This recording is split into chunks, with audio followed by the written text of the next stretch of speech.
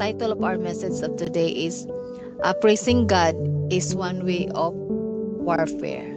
So, it says this verse emphasizes us that remind us that in this Psalms 150 is the book of Psalms that serves as a grand conclusion to entire collection. In central message is a simple but powerful. Everything that exists is called praise God. Where to praise God? So God is to be praised everywhere. So everywhere, even in your car, in your house, in the church, everywhere, even in your room, you can praise the Lord. In His sanctuary, places of worship. So, and in the heavens, this shows the praise is not limited to one location. It fills both earthly and heavenly realms.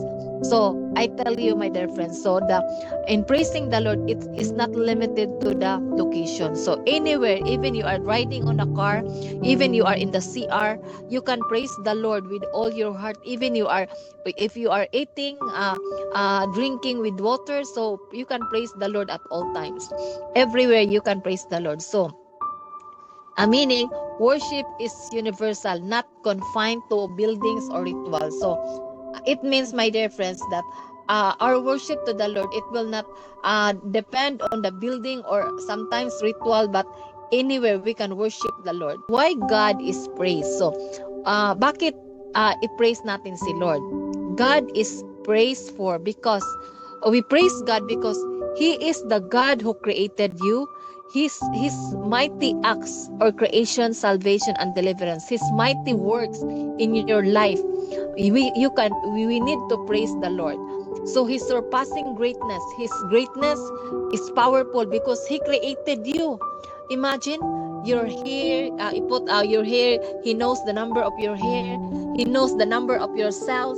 Imagine how great God is, how powerful God is, His character, His power, and His holiness. He is a powerful God and everywhere.